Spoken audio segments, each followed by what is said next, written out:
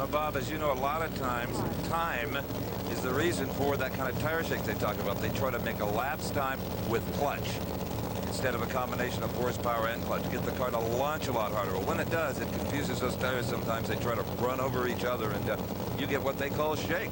All right, it is time to shake, rattle, and roll with Stan Sipos and Vern Moats. Canadian versus an Iowan.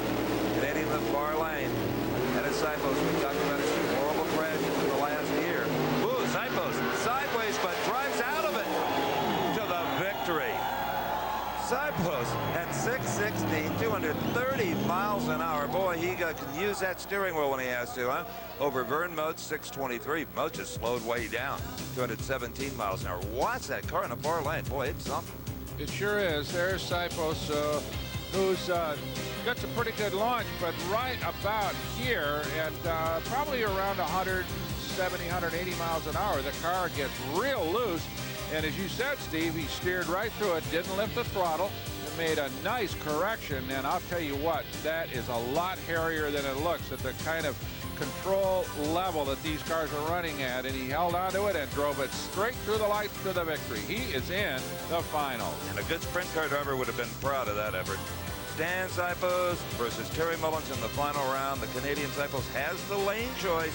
The lead advantage when we get there. Let's go to Bob Fry. He's with that very man. Stan Sipos is sponsored by Apex Gym Equipment, and you got to work out just to handle this thing, son. Well, I tell you, that was a tough, I had a tough round that time. When I staged the car, I was bringing it in and I couldn't hold it. It was kind of creeping, so I actually had to take off the throttle. We were already both staged. And fortunately, I guess I don't know how late it was that I left, and when I left, I was really concentrating on driving the car. So it was a real tough job.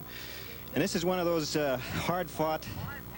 I don't know what happened to Vern. He must have slowed down, because I can't imagine that we went fast enough to just beat him on performance. So it was one of those, this is where all you people that kind of watch this sport sometimes, I tell you, my mind must have jumped about 2 million times, because I was thinking, oh no, this car's moving forward, it's going to red light. And then you lose the race.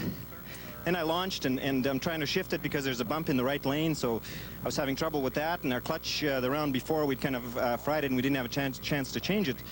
So it was definitely exciting in there, and I just hung on, and here we are. Good to go into the final. Stan's got a chance to go pump iron between rounds and build all those muscles up for the finals. Well, I think the interview wore him out a lot more than the run itself. All right, stay with us. We will be back for the Final Four in Competition Eliminator. In fact, they're already headed for the staging lanes.